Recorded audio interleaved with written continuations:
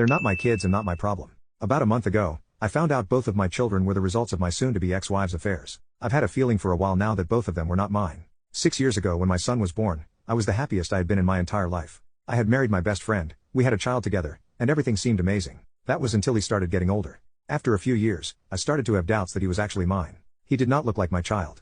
The more he started to grow, the more I realized just how different he looked compared to what I would expect a child of mine to look like. I am not petty or paranoid enough to let that alone drive me. It was my whore of a wife that really set my alarms off. Whenever she went out, she never went where she said she did. She would have huge holes in her schedule she could never explain to me. She would refuse to allow me to interact with anyone from her workplace, and a close friend of hers accused her of flirting with her SO at the time. It did not help that soon after our son was born, her lies started to catch up with her. Still, though, I loved her like the fool I was. She told me up and down how much she loved me whenever one of her lies caught up with her. She had convinced me that despite the fact she was a lying and manipulative woman, that she wasn't a lying manipulative whore.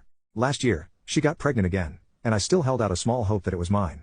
But when her daughter was born, it was obvious she was mixed race. I refused to sign the birth certificate, and the paternity test I demanded afterward proved my suspicions right all along. Neither of them are mine. The day I got those test results were the day I filed for divorce from that whore and walked away from the family I had created. I knew that it would destroy her son's life to see me walk out. Despite my concerns, I was the best dad I could be to him. I loved him with all my heart and put in 110% into being the father he deserved.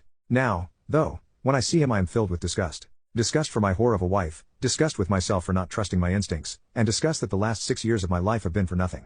I have been told by multiple people now that I am a monster for leaving my son like this. My ex has tried on multiple occasions since I moved out to use him to guilt me into getting back with her. She will have him call me at random hours of the night, crying and begging for his daddy to come back. The day I moved out, she paraded him into the room as I packed my things to show me how much damage I am doing. Her son knows the truth of why I left. I sat down and told him that I was not his father and that his mother lied to me and cheated on me. I made it clear I was not mad at him, that it is not his fault this is happening, and no matter what, I would still think he was an amazing kid.